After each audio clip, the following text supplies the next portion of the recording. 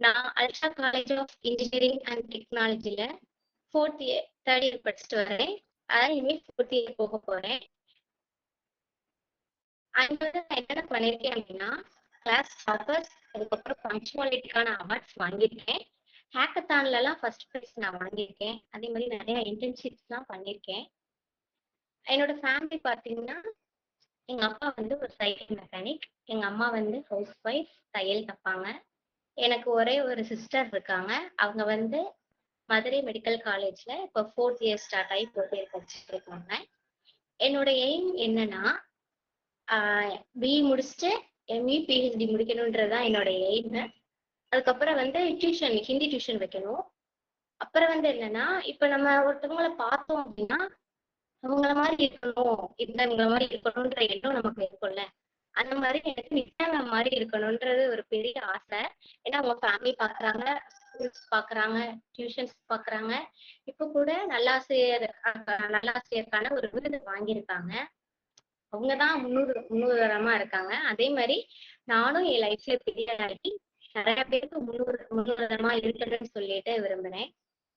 இன்னைக்கு நான் பேச போற தலைப்பு என்னன்னா, புத்தக அலமாரி. புத்தக அலமாரினா என்னது? புத்தகங்களை வைக்கிற ஒரு இடம் தான் புத்தக அலமாரி. ஆனா அந்த ஒரு இடம் மட்டும் இல்ல, நம்மளோட அறிவை வந்து வைக்கிற இடம் தான் புத்தக அலமாரி. ஏன்னா புக்ஸ் எல்லாம் நம்ம நிறைய படிப்போம், நிறைய விதமான புக்ஸ் எல்லாம் படிப்போம். இப்ப நம்ம வீட்டுல வந்து ஒரு இடத்துல ஒரு புக்ஸ் வச்சிருக்கோம் அப்படின்னா, இப்ப நம்ம வீட்டுக்கு ஒரு சில பேர் வர்றாங்கன்னா என்ன நினைப்பாங்க, நம்ம வீட்டுல புத்தக அலமாரி எல்லாம் வச்சிருக்காங்களே, இப்ப புத்தகம் எல்லாம் படிப்பாங்க, அப்ப உங்களுக்கு நிறைய நாலேஜ் உங்களுக்கு வந்து இம்ப்ரூவ் ஆகும்னு நினைப்பாங்க. அந்த மாதிரிதான். அதே மாதிரி புத்தக அலமாரி இருக்கிறது எல்லாமே வந்து அது வந்து சும்மா நம்ம புத்தக அலமாரி வச்சிருக்கோம் அப்படிலாம் இல்ல. அது வந்து ஒரு பொக்கிஷ பெட்டி தான் சொல்லணும். ஏன்னா அந்த மாதிரி புத்தக அலமாரியே நம்ம வச்சிருப்போம் வீட்டுல. அதே மாதிரி புத்தக அலமாரி வீட்டுல இருக்கிறது அறிவு செல்வத்தை பெருக்கும். அதுதான் வந்து புத்தக அலமாரி. இப்ப புத்தக அலமாரினா ஒரு இன்ட்ரோ மாதிரி பார்த்துட்டோம். இப்ப புத்தக அலமாரினா என்னன்னா, நம்ம புத்தகங்களை லேயரா வைக்க, அடுக்கி வைக்க உருவாக்கப்பட்ட ஒரு அமைப்பு தான் வந்து புத்தக அலமாரி. இந்த புத்தக அலமாரியில நம்ம எங்கெங்கெல்லாம் பார்க்கலாம் அப்படின்னா, நம்ம வீட்டுல பார்க்கலாம், நம்ம வீட்லயே வச்சிருக்கோம் புத்தக அலமாரி. அப்படி இல்லை அப்படின்னா நம்ம ஸ்கூல்ல பார்க்கலாம். ஸ்கூல்ல எல்லாம் நம்ம படிக்கும்போது கண்டிப்பா லைப்ரரியில வச்சிருப்பாங்க. அப்புறம் காலேஜஸ்லயும் வச்சிருப்பாங்க. இந்த மாதிரி இடத்துல எல்லாம் புத்தக அலமாரி நிறைய வச்சிருப்பாங்க. இது போக என்னன்னா, நிறைய கண்காட்சி இருக்கு இல்லையா? இந்த மாதிரி சென்னையில கூட இப்ப கண்காட்சி வச்சாங்க. அந்த மாதிரி கண்காட்சியிலையும் நிறைய புக்ஸ் வந்து வச்சிருப்பாங்க. அப்பயும் நம்ம போய் பார்க்கலாம். இப்போ புத்தகங்கள் வந்து ஏன் புத்தக அலமாரி நம்ம யூஸ் பண்றோம்?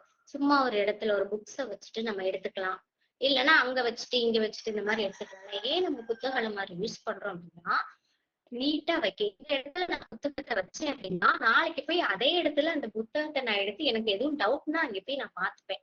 அதுக்காண்டிதான் நம்ம அந்த புத்தக அலமாரி வந்து யூஸ் பண்றோம்.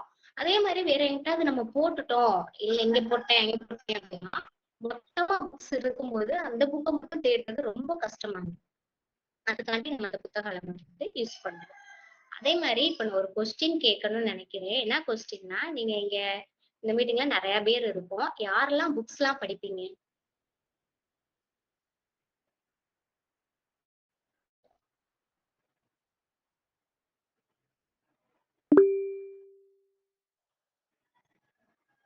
நான் படிப்பேன். நிறைய. Okay sir. உங்களுக்கு என்ன புக்ஸ் சார் ரொம்ப பிடிக்கும்? எனக்கு வந்து ஜெனரலா செல்ஃப் ஹெல்ப் புக்ல பிடிக்கும். மோட்டிவேஷனல் பண்ற மாதிரி நிறைய, அது மாதிரி மென்டல் வெல்னஸ் புக்கு அதெல்லாம் படிக்கும் நிறைய. Okay, thank you sir. இப்ப நம்ம என்னன்னா புத்தக அலமாரியோட வரலாறு பார்க்கலாம். புத்தக அலமாரியோட வரலாறு பழங்காலத்துல வந்து என்ன பண்ணாங்கன்னா, புத்தக அலமாரி வந்து பழங்காலத்துல புத்தக அலமாரி என்ன பண்ணாங்க, ஓலைச்சுவடி தான் யூஸ் பண்ணாங்க. அந்த ஓலைச்சுவடியில வந்து என்ன பண்ணாங்கன்னா, ஓலைச்சுவடி எழுதி வச்சு அதை வந்து பாதுகாக்க ஒரு தனி அறையில போய் வச்சிருவாங்க. அதுக்கப்புறம் அந்த காலோட கொஞ்சம் மாறிச்சு, காகிதம் அதெல்லாம் யூஸ் பண்ணாங்க. அந்த காகிதத்தெல்லாம் நம்ம யூஸ் பண்ணும்போது அதையும் இந்த மாதிரிதான் ஒரு அறையில போய் வச்சாங்க. அதுக்கப்புறம் தான் வந்து இப்ப வந்து கொஞ்சம் டெக்னாலஜி இந்த மாதிரி இடத்துல கொஞ்சம் டிஸ்டர்பன்ஸா இருக்கிற மாதிரி இருக்கு பாரு பாப்பா. கொஞ்சம் பின்னாடி பேக்ரவுண்ட்ல சத்தம் இருக்கிற மாதிரி இருக்கு.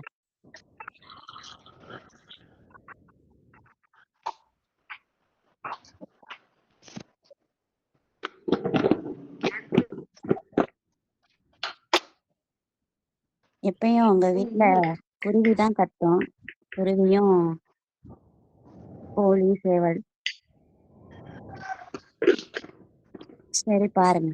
சொல்லுங்க சொல்லுங்க. அதே மாதிரி நம்ம உலகத்துல இப்ப நிறைய பேர் வந்து உலகத்துல வந்து நிறைய நாடுகள்ல நிறைய புத்தகங்கள் தான் வச்சிருக்காங்க. அதே மாதிரி புத்தகத்துல வந்து எப்படி இருக்கும் அப்படின்னா பெரிய புத்தகம்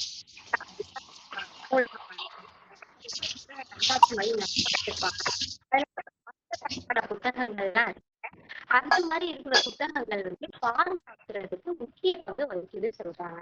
இல்லைன்னா வீடியோ ஆஃப் பண்ணிருங்களேன்.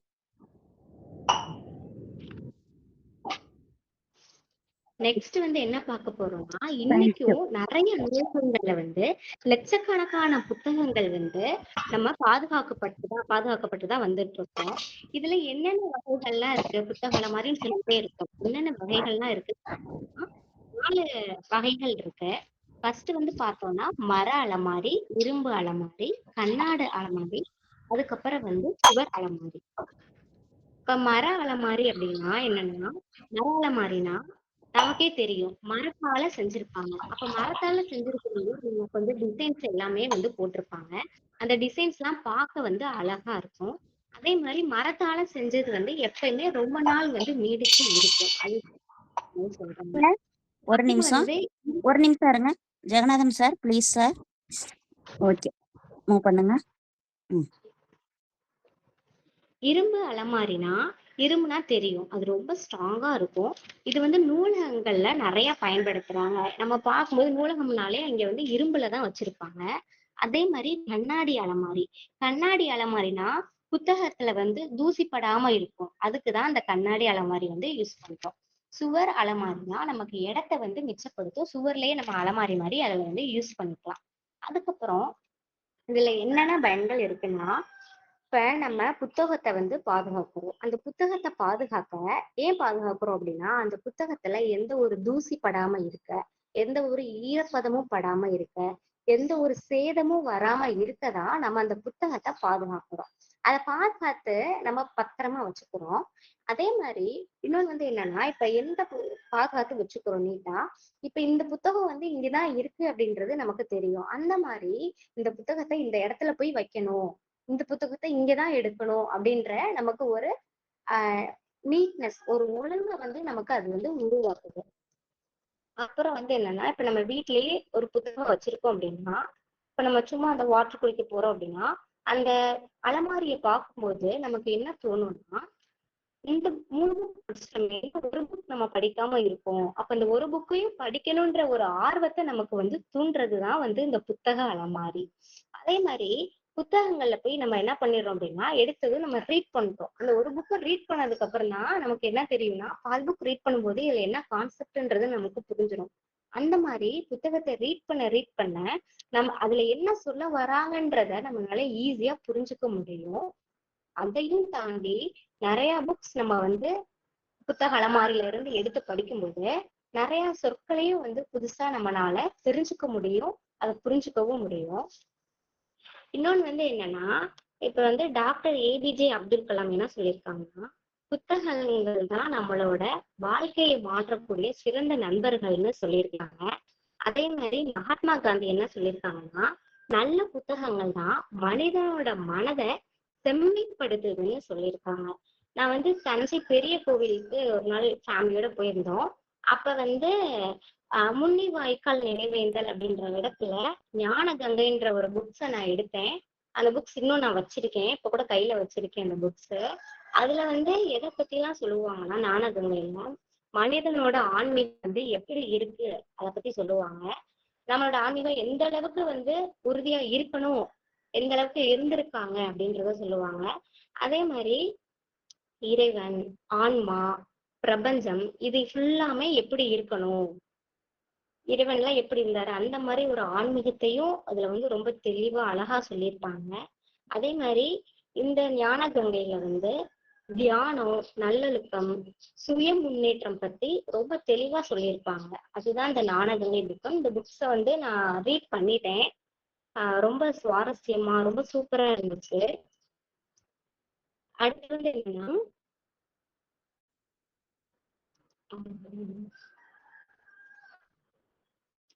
இதுல வந்து ஒரு சின்ன கதை சொல்லலாம்னு இருக்கேன். என்னன்னா, ஒரு ஸ்கூல் படிக்கிற பையன், குட்டி பையன் வந்து தினமும் போய் லைப்ரரியில போய் ஒரு குட்டி குட்டி புக்கை போய் படிச்சுட்டு வருவானா. அந்த குட்டி குட்டி புக்ஸை வந்து படிக்கும்போது எப்படின்னா, சின்ன பசங்க அப்படின்னாலே விளையாடணும் அப்படின்ற எண்ணம் வந்து அதிகமா இருக்கும். ஆனா இந்த பையன் வந்து எப்படின்னா, விளையாண்டுக்கிட்டே, அதாவது கொஞ்ச நேரம் விளையாடுவானா, நிறைய நேரம் படிப்பானா. இந்த மாதிரி சின்ன வயசுலயே படிக்கிற ஆர்வம் வந்து இந்த பையனுக்கு நிறைய இருந்திருக்கு. புக்ஸ படிச்சாலே நமக்கு வந்து நிறைய அறிவு வளரும். அதுவும் இந்த நூலகத்துல போய் இந்த புத்தக அலமாரில இருந்து இந்த லேயர்ல தான் புத்தகம் இருக்குன்னு எடுத்து அந்த மாதிரிலாம் அந்த பையன் போய் படிச்சிருக்கேன். இந்த மாதிரி படிக்கும்போது ஒரு நாள் வந்து என்ன பண்ணிட்டான்னா, சில வருஷத்துக்கு அப்புறம் ஒரு பெரிய பதவிக்கு வந்து அவன் போயிட்டான். இந்த மாதிரி பெரிய பதவிக்கு போனதுக்கு அப்புறம் அவன் வந்து என்ன சொல்லியிருக்கேன் அப்படின்னா, கருத்து சொல்லுவோம்ல, அந்த மாதிரி எப்படி வந்தீங்க, இவ்வளவு பெரிய இடத்துக்கு எப்படி வந்தீங்க இவ்வளவு சீக்கிரமான்னு கேட்கும்போது அவன் என்ன சொல்லியிருக்கான்னா, என்னோட வெற்றிக்கு காரணம் வந்து நான் படிச்ச புத்தகங்கள் தான் அப்படின்னு நான் சொல்லியிருக்கேன். அதனால நான் புக்ஸை வந்து டெய்லியும் வந்து ரீட் பண்ணணும். அதுக்கப்புறம் வந்து என்னன்னா, அந்த புத்தக அலமாரி அப்படின்றது ஒரு அறிவு களஞ்சியம். ஏன் வந்து நம்ம அறிவு களஞ்சியம் அப்படின்னு சொல்றோம்னா, இப்ப நம்ம வீட்டுல இருக்கிற அந்த அலமாரியில வந்து வீட்டோட அறிவு களஞ்சியமும் இருக்குன்னு சொல்றோம். ஏன்னா வீட்டோட புத்தக அலமாரி இருந்துச்சுன்னா அந்த வீட்லயும் அறிவு களஞ்சியம் இருக்குன்னு சொல்றோம். ஒருத்தவங்க நான் சொன்ன மாதிரிதான் வீட்டுக்கு வந்தாங்க அப்படின்னா அந்த வீட்டுல இருக்க அலமாரிய பார்க்கும்போது இந்த வீட்டுல இருக்கிறவங்களுக்கு கல்விக்கும் அறிவுக்கும் எவ்வளவு முக்கியத்துவமா இருக்காங்க அப்படின்றத அவங்க புரிஞ்சுக்க முடியும்.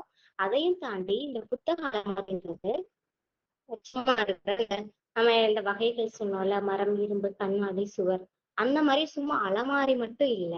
அது வந்து நம்மளோட அறிவு பொக்கிஷியத்தை ஒரு சேமிச்சு வைக்கிற இடம்தான் வந்து புத்தக அலமாரி. இந்த புத்தக அலமாரி வந்து நமக்கு ஒரு பெரிய ஒழுக்கத்தை வந்து கத்துக் கொடுக்குது. அதை நான் சொன்னதான் எந்த இடத்துல போய் வைக்கிறோம், இந்த இடத்துல வைக்கணும் அப்படின்ற போது நமக்கு ஒரு ஒழுக்கத்தை ஒரு கத்துக் கொடுக்கிறது. அதையும் தாண்டி ஒரு பொறுப்புணர்வு நமக்கு அதிகரிக்கிறது. பொருட்களை இங்கே எடுத்தா இங்கேதான் போய் வைக்கணும், அந்த பொருட்களை வந்து பாதுகாக்கணும்ன்ற ஒரு மனப்பான்மை வந்து நமக்கு உருவாகிறது.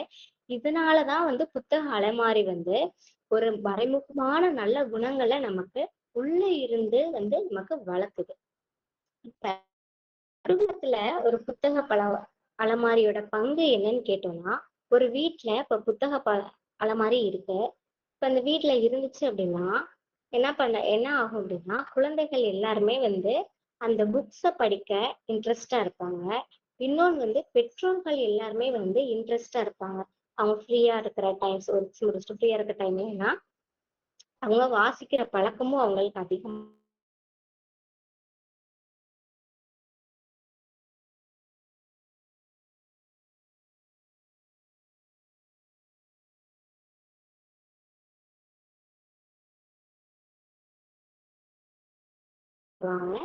இன்னொன்னு வந்து என்னன்னா, பள்ளி கல்லூரில ஏன் வந்து ஒரு புத்தக அலமாரிலாம் வைக்கிறாங்க அப்படின்னா, பள்ளி நூலகத்துல வந்து இல்ல கல்லூரி நூலகத்துல வந்து நூற்றுக்கணக்கான புத்தகங்கள் வந்து இருக்கும்.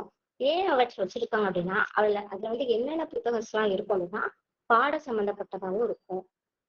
இன்னொன்று வந்து ஸ்கூல்ஸ்ல எல்லாம் பார்த்தோம்னா இந்த தலைவர்கள் பத்தி வச்சிருப்பாங்க. இந்த மாதிரி பேச்சு போட்டி ஏதாவது பண்ணணும் அப்படின்னா அந்த மாதிரி புத்தகத்திலே இருக்கும். அந்த மாதிரி மாணவர்கள் வந்து ஈஸியா போய் டக்குன்னு இந்த இடத்துல எடுத்துக்கணும். அந்த புத்தக அலமாரி மேலையும் எழுதி வச்சிருப்பாங்க. இங்க வந்து இயற்பியல் இருக்கு, இங்க வந்து வேதியியல் இருக்கு, இங்க வந்து கணிதவியல் இருக்கு. நம்ம போய் ஈஸியா அந்த புத்தக அலமாரியில நமக்கு என்ன மாதிரி புத்தகம் வேணும்ன்றதை எடுக்க ஈஸியா இருக்கும். அதே மாதிரி இந்த புத்தக அலமாரியோட என்னன்னு பார்த்தோம்னா, ஒரு டிஜிட்டல் உலகம் வந்து இப்ப வளர்ந்துட்டு இருக்கு. ஆமா, டெக்னிக்கலா ரொம்ப ஸ்பீடா போயிட்டு இருக்கு. இப்ப இங்க வந்து என்ன பண்றாங்கன்னா, நம்ம புத்தகத்தை போய் நேர்ல ஒரு நூலகத்துல போய் எடுக்கணுமா அப்படின்லாம் நிறைய பேர் யோசிக்கிறாங்க. அதனால இப்ப என்ன பண்ணிடுறாங்கன்னா, புத்தகங்கள்லாம் போய் அந்த மாதிரி புத்தகம் போய் வாங்கினாங்க. இதுக்கு வந்து மதிப்பு வந்து இவ்வளவு குறையவே இல்லை. ஆனா இது இந்த புத்தக அலமாரியோட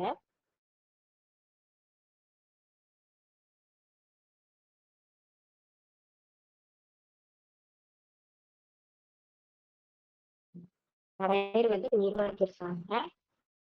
நல்ல புத்தகம் வந்து அலமாரிகள்ல இருக்கு அப்படின்னா ஏன் அப்படி சொல்றோம்னா, ஒரு நல்ல இருக்கணும்னு. அது மாதிரி என்னென்ன புத்தகங்க அப்படின்னு பார்த்தோம்னா, பாட புத்தகங்கள் நம்ம என்னென்ன படிக்கிறோமோ அந்த சப்ஜெக்டுக்கு ஏற்ற மாதிரி புத்தகங்கள் அது.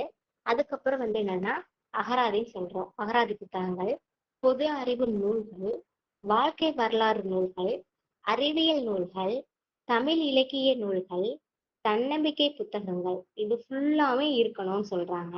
இது இந்த மாதிரி புத்தகங்கள் இருக்கிறதுனால துறைகள்ல நல்ல அறிவை நம்மளால வளர்த்துக்க முடியும். அதே மாதிரி இது என்ன நமக்கு என்ன மகிழ்ச்சியை தரும் அப்படின்னு பார்த்தோம்னா, ஒரு புதிய புத்தகத்தை வாங்கி அலமாரில வைக்கும்போது நமக்கு ஒரு மகிழ்ச்சி தானா வந்துடும். அது ஒரு பெரிய தனி நிகழ்ச்சி. அது ஒரு அது என்னன்னா, இப்ப பல ஆண்டுகளுக்கு முன்பு படித்த புத்தகத்தை நம்ம மறுபடியும் எடுத்து படிக்கிறோம் அப்படின்னா, அப்ப நமக்கு பழைய இது எக்ஸாம்பிள்ஸ்க்கு என்ன சொல்றதுன்னா, இப்ப நான் ரீசெண்டா டிஎன்பிஎஸ்சி எக்ஸாம் எழுதினேன். அப்ப எழுதும்போது அந்த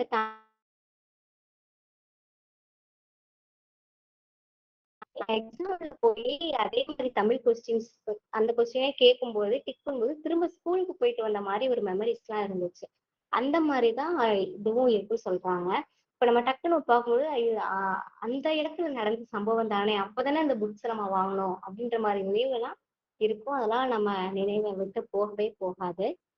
அதாவது புத்தக அலமாரி அப்படின்றது புத்தகத்தை மட்டும் அல்ல, நம்ம நினைவுகளையும் சேமிக்க வைக்கிற ஒரு பொக்கிஷன் தான் புத்தக அலமாரி. அதுக்கப்புறம் என்னன்னா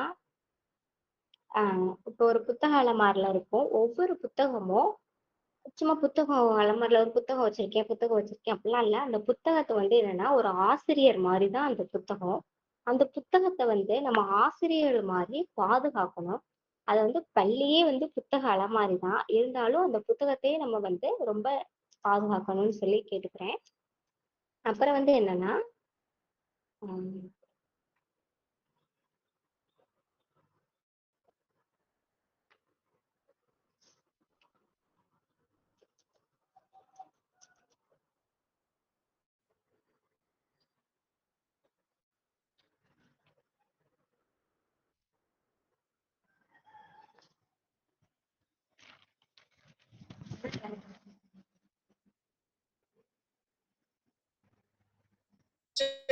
கொஞ்சம் கேட்கலப்பா. டவர் இல்லை. புத்தக அலமாரி அப்படின்றது ஒரு அறிவுன்னு சொல்றாங்க. ஏன் இது ரொம்ப அறிவா இருக்கும் புத்தக அலமாரி அப்படின்னு சொல்றாங்கன்னா, இப்போ ஒரு நம்ம மனிதனா இருக்கோம். நம்ம நிறைய பணத்தை சேமிக்கிறோம். அந்த பணம் என்ன பண்ணும் அப்படின்னா செல்வத்தை அழிக்கும். பட் ஆனா அறிவு செல்வத்தை அது அழிக்காது. அதே மாதிரி நம்ம கிட்ட இருந்து நிறைய பேர் என்னன்னா பணத்தை திருடலாம், திருடலாம், நம்மள கூட திருடிட்டு போலாம். இந்த மாதிரி திருடலாம். ஆனா நம்ம நம்மளோட அறிவை யாராலும் திருட முடியாது. அதே மாதிரி நம்ம வீட்டுல பெரிய டிவி, அப்புறம் விலையுயர்ந்த பொருட்கள் எல்லாமே இருக்கலாம். ஆனா எல்லாமே இருந்தாலும் இந்த சிறிய புத்தக அலமாரி இப்ப நம்ம வீட்டுல இருந்துச்சு அப்படின்னா அது கொடுக்குற அறிவு செல்வத்தை வேற எந்த ஒரு பொருளாலும் அது கொடுக்கவே முடியாது. இந்த புத்தக அலமாரி இதோட கனவுகள் என்ன பார்த்தோம்னா, இன்னைக்கு மருத்துவர்கள், பொறியாளர்கள், அப்புறம் விஞ்ஞானிகள், ஆசிரியர்கள், நிர்வாக அதிகாரிகள், இவங்க எல்லாமே உயர்ந்த நிலைகள்ல போய் இருக்காங்க. இவங்கெல்லாம் இருக்க பலரும் என்னன்னா இந்த மாதிரி புத்தக வாசிப்பின் மூலம்தான் எல்லாருமே வளர்ந்திருக்காங்க அப்படின்றத நம்ம மறந்துடக்கூடாது. ஒரு மாணவன், அதாவது ஒரு ஸ்டூடெண்ட்ஸும் நம்மளோட கனவுகளை அடையணும் அப்படின்னா புத்தகங்களோடு நட்பு கொள்ள வேண்டும்னு சொல்லியிருக்காங்க. அதுக்கப்புறம் என்னன்னா நம் நாட்டை பாதோட இடம் தான் புத்தக அலமாரின்னு சொல்றோம். ஆமா, இது கண்டிப்பா உண்மைதான். புத்தக அலமாரி அதோட நேர மேலாண்மை என்னது அப்படின்னா, இப்ப புத்தகங்களை நம்ம ஒழுங்கா நேரா அடுக்கி வைக்கிறோம். இந்த மாதிரி நம்ம புத்தகங்களை நேரா அடுக்கி வைக்கிறதுனால தேடும் நேரம் நமக்கு குறையுது. எங்கேயும் நம்ம போய் சுத்திட்டே இருக்க தேவையில்ல, டென்ஷன் ஆக தேவையில்ல. அதே மாதிரி இந்த மாதிரி நம்ம அந்த டைம்ல டக்குன்னு ஒரு 2 லைன் இல்லைன்னா ஒரு பேஜ் கூட நம்ம படிச்சிடலாம். படிக்கும் நேரம் அதிகரிக்கிறது. அதே மாதிரி இந்த வேலையை இந்த நேரத்துல நம்ம செய்யணும், இந்த இடத்துல செய்யணும் போது நம்ம டக்குன்னு நம்மளோட வேலையெல்லாம் பிளான் பண்ண மாதிரி செஞ்சு முடிச்சிடலாம். இது மூலமா நம்ம என்ன பண்ணலாம், நம்மளோட நேரத்தையும் நம்ம மிச்சப்படுத்தலாம். அதே மாதிரி நேர மேலாண்மை திறனும் இது மூலமா நமக்கு வளருது. இப்ப புத்தக அலமாரின்றது ஒரு அமைதியான ஆசிரியர். ஏன் இப்படி நம்ம சொல்றோம்னா, ஆசிரியர் வந்து இப்ப வகுப்பறையில பாடம் நடத்த, ஆனா இந்த புத்தக அலமாரி அப்படின்றது 24 மணி நேரமும் நமக்காக காத்துக்கிட்டு தான் இருக்கும். நம்ம எப்போ வேணும்னாலும் அதை போய் எடுத்து திறந்து அதை படிச்சு நம்ம கத்துக்கலாம். அப்ப ஒரு புத்தகம்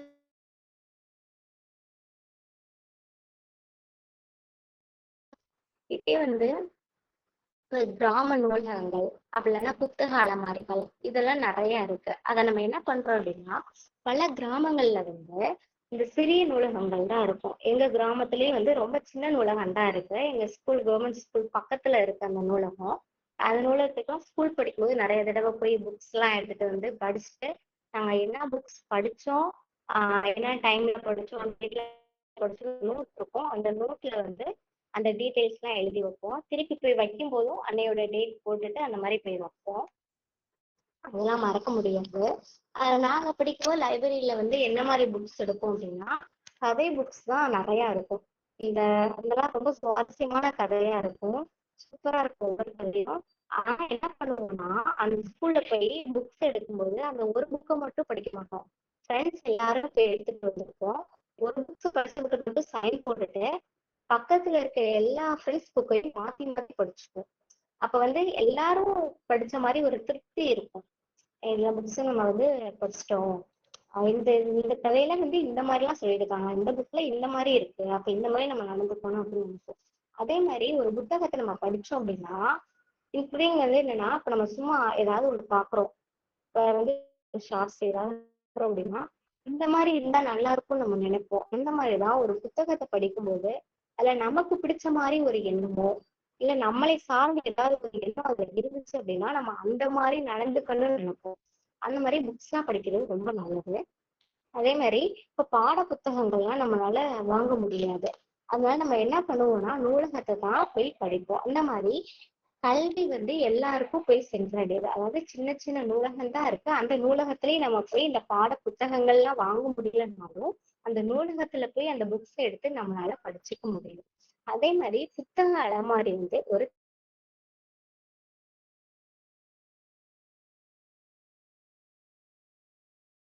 தமிழ் இலக்கியம் வந்து பழமை இருக்கு. ஆனா நமது முன்னோர்கள் எழுதிய நூல்கள் வந்து இன்ன வரைக்கும் வந்து பாதுகாக்கப்பட்டுதான் வச்சிட்டு இருக்காங்க.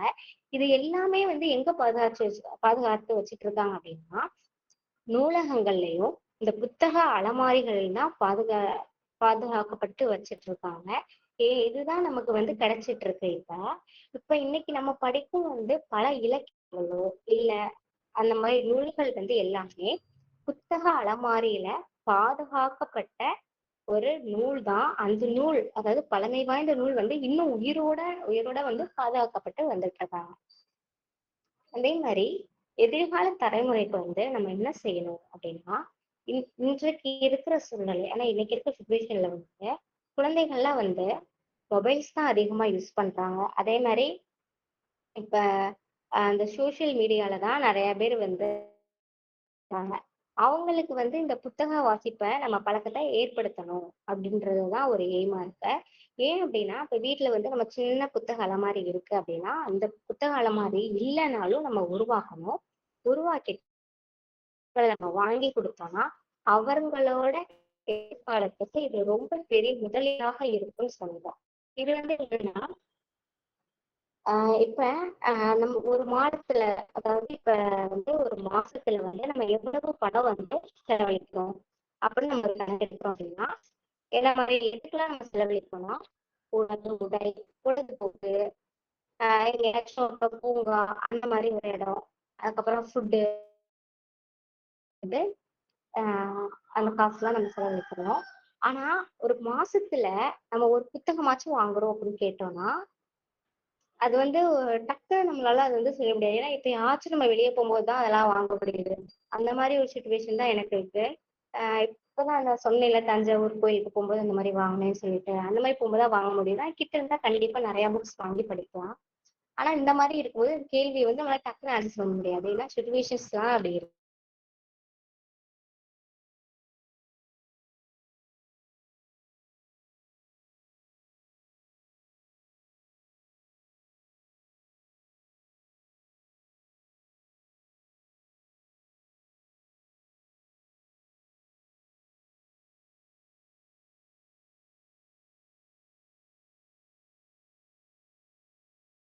பேசுறீங்களா? கேட்கல.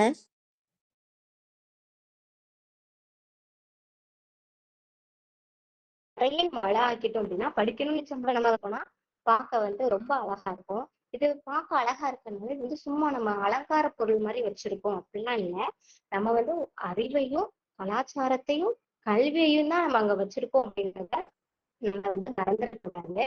இறுதியா என்ன சொல்ல வரேன் அப்படின்னா, இப்ப வந்து மண் இருக்கு, அந்த மண்ணுல வந்து ஒரு விதை விதைக்கிறோம் அப்படின்னா அந்த விதை விதைக்கப்பட்டது ஒரு மரமா வளரும். அது போலதான் இப்ப நம்ம ஒரு புத்தகம் வந்து நம்ம மனசுல வந்து விதைக்கப்பட்டோம் அப்படின்னா அது கண்டிப்பா அறிவா வளரும். அந்த அறிவு விதைகளை பாதுகாத்து பெரிய வந்து ஒரு தோட்டமா உருவாகுது. அந்த தோட்டம் தான் புத்தக அலமாரி. எனவே வந்து என்ன பண்ணணும்னா புத்தகத்தை நேசிக்கணும், புத்தக அலமாரியை உருவாக்கணும், அறிவை வந்து வளர்க்கணும், சிறந்த சமுதாயத்தை வந்து நம்ம உருவாக்கணும். அதுதான் அது. ஆஹ் உம் அப்புறம் வந்து என்னன்னா ஆஹ் இந்த மாதிரி நம்ம உருவாக்கணும், எல்லாத்தையும் வளர்க்கணும். இதுதான் என்னோட வந்து ஆஹ் இப்ப நான் பேசின டாபிக்ஸ். இறுதியா வந்து என்னன்னா நான் சொன்ன மாதிரிதான் பணத்தை திட்டலாம், பொருட்களை வந்து சேதமடைக்கலாம். ஆனா நம்ம புத்தகங்கள் மூலமா பெற அறிவை வந்து யாராலையும் திருட முடியாது. புத்தகங்கள் வந்து அறிவு களஞ்சியம் அப்படின்னு சொல்றோம். அறிவு களஞ்சியம்னா அந்த புத்தக அலமாரின்றது அந்த அறிவை பாதுகாக்கும் காவலன் தான் புத்தக அலமாரி. ஒவ்வொரு வீட்லயும் ஒரு சின்ன புத்தக அலமாரி வந்து இருக்கணும். ஒவ்வொரு நாளும் வந்து அந்த தினமும் வந்து அந்த புத்தகத்தை கொஞ்சம் கொஞ்சம் ஒரு 2 பக்கம் படிச்சாலும் ஒரு மாசத்துல ஒரு புக் படிச்சு முடிச்சிடலாம்.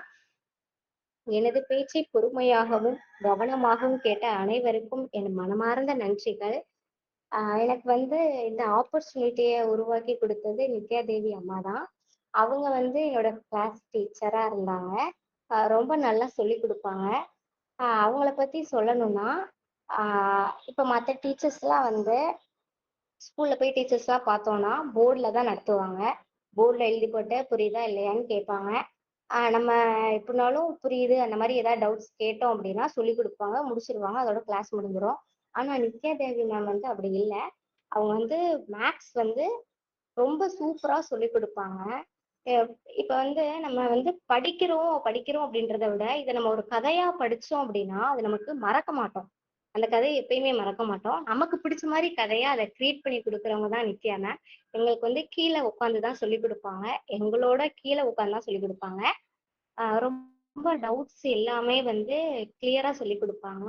அதே மாதிரி நியூமரேட்டர் டினாமினேட்டர்னா அவங்க பேர் இருக்குல்ல நித்யா தேவி, இந்த மாதிரி இதெல்லாம் வச்சு சொல்லி கொடுப்பாங்க. இன்ன வரைக்கும் அவங்க சொல்லி கொடுத்தது எதுவுமே நான் மறக்கல.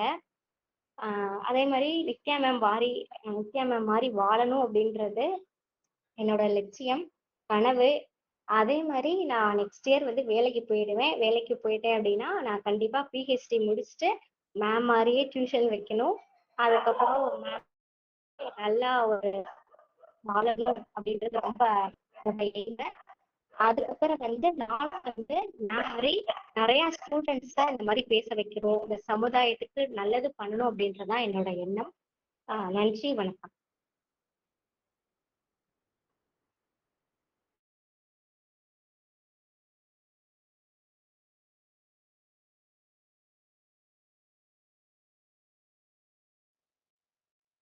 வணக்கம் வணக்கம். மீண்டும் உற்சாகமான காலை வணக்கம். 9th sense consultant Nagapattinam, rotary club of Nagapattinam வழங்கக்கூடிய 1250வது நிகழ்வில் இன்று நமக்கு சிறிய அழைப்பினை ஏற்று, நேற்றைய தினம் அவருக்கு தேர்வு இருப்பினும் அவர் இன்றைய தினம் நமக்கான நேரத்தை ஒதுக்கி, நீங்க சொல்லுங்க மேம், நான் எப்பனாலும் பேசுறேன். ஒரு ஏழ்மையான குடும்பம், அவருடைய அப்பா வந்து இளையராஜா, அவ்வளவு சிறப்பா அந்த குழந்தைங்களை வழிநடத்தி செல்லக்கூடிய அம்மா. அடுத்து முதல் குழந்தை வந்து காளீஸ்வரி.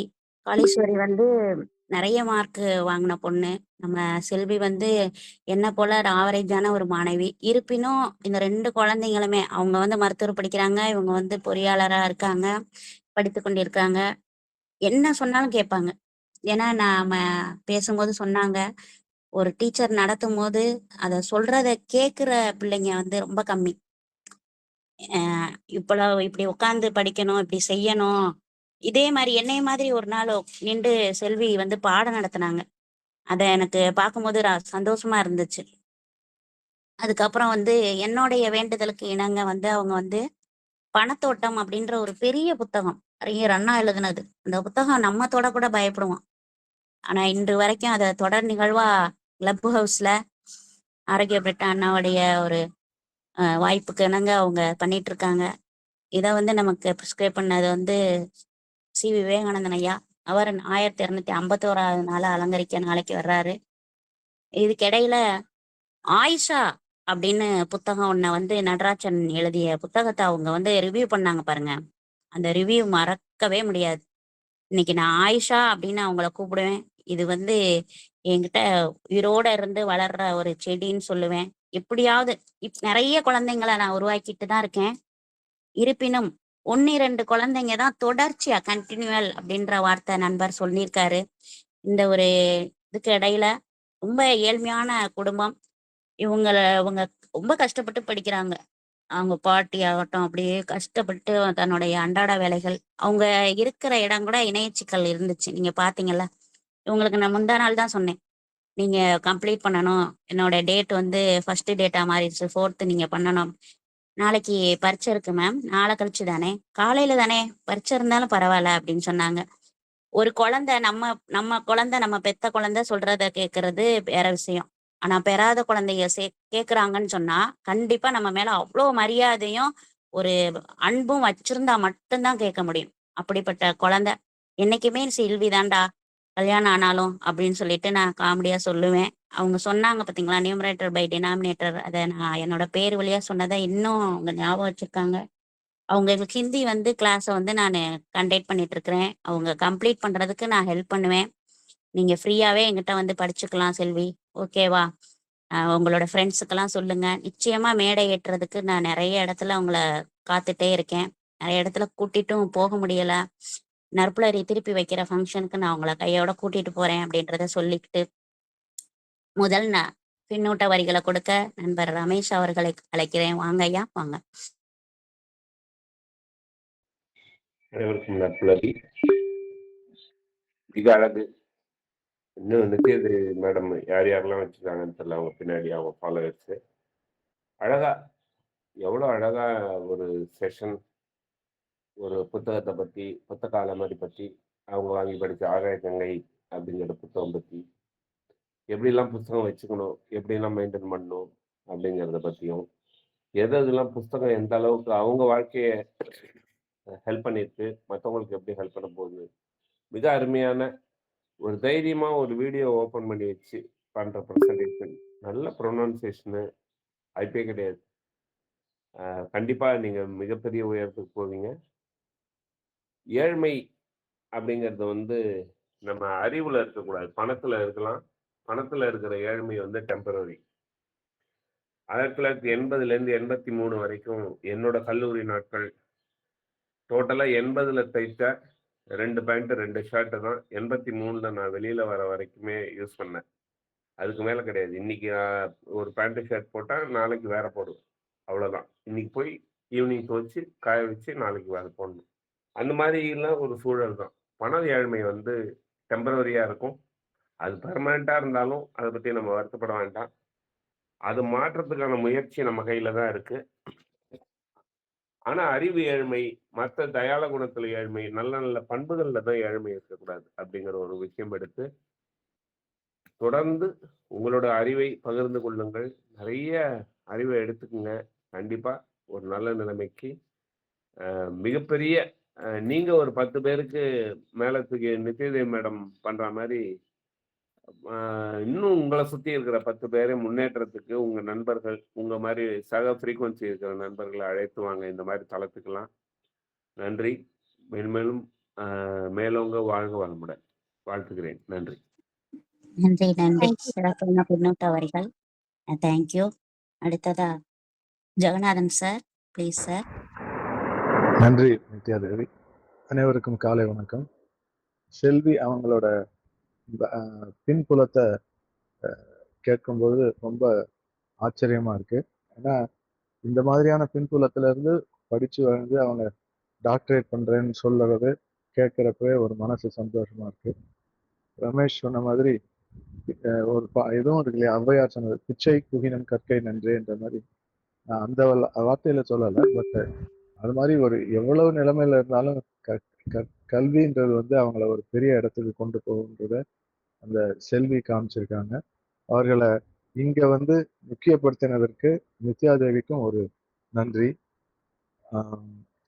மற்றபடி அவங்களோட பொழிவு வந்து ரொம்ப சிறப்பா இருந்தது. நல்ல கவனம் எடுத்து அவங்க ப்ரிப்பேர் பண்ணியிருக்காங்க.